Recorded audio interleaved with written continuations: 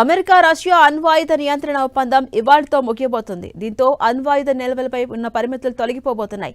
ఈ ఒప్పందం ముగింపు అనేది అణ్వాయుధ పోటీకి దారితీయొచ్చనే భయాలు మొదలవుతున్నాయి. అయితే అమెరికా ఈ ఒప్పందాన్ని కొనసాగించేందుకు ముందుకొస్తే తాము కూడా మరో ఏడాది పాటు దీనికి కట్టుబడి ఉంటామని రష్యా అధ్యక్షుడు ఇటీవల ప్రకటించారు. కానీ ట్రంప్ యంత్రాంగం నుంచి ఎటువంటి ప్రకటన రాలేదు. దీనిపై సరైన సమయంలో అధ్యక్షుడు ట్రంప్ నిర్ణయం తీసుకుంటారని వైట్ హౌస్ వర్గాలు ప్రకటించాయి.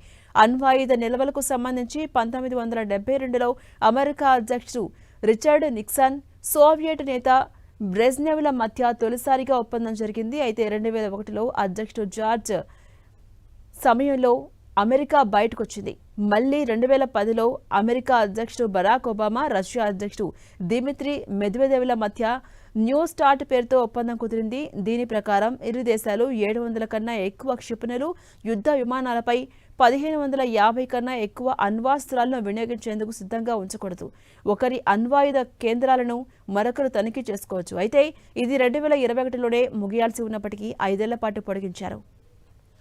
ఇక తాజాగా ఈ ఒప్పందం ఫిబ్రవరి 5తో ముగియబోతోంది. 35 ఏళ్లలో తొలిసారిగా ఇలాంటి పరిస్థితి రావడంతో అణ్వాయుధాల సంఖ్యను పెంచుకునే అవకాశం లభిస్తుంది అని ఆందోళన మొదలైంది.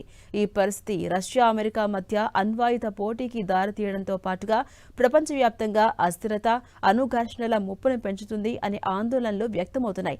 ఈ ఒప్పందం కొనసాగింపుపై ఇరు పక్షాలు అంగీకరించడంలో విఫలమైతే అణ్వాయుధ విస్తరణ భారీగా పెరిగే అవకాశం ఉందని అమెరికాలోని ఆయుధ నియంత్రణ అసోసియేషన్ ఎగ్జిక్యూటివ్ డైరెక్టర్ డారెల్ పేర్కొన్నారు.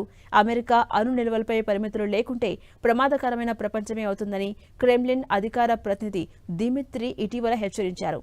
తమ జాతీయ ప్రయోజనాలను రక్షించుకునేందుకు అణ్వాయుధాలను ఉపయోగించడానికి రష్యా సిద్ధంగా ఉందని అధ్యక్షుడు పుతిన్ యుక్రెయిన్పై దండయాత్ర మొదలుపెట్టినప్పటి నుంచి చెప్పుకొస్తూ ఉన్నారు. ఇందుకు సంబంధించి ఓ ఆర్డర్పై 2024లో ఆయన సంతకం కూడా చేశారు. అయితే న్యూ స్టార్ట్ ఒప్పందం పరిమితులపై ఇరు పక్షాలు చర్చించేందుకు అనుగుణంగా దీన్ని మరో ఏడాది పొడిగించేందుకు సిద్ధంగా ఉన్నామని పుతిన్ ప్రకటించినప్పటికీ అమెరికా నుంచి మాత్రం ఎటువంటి ప్రకటన రాలేదు.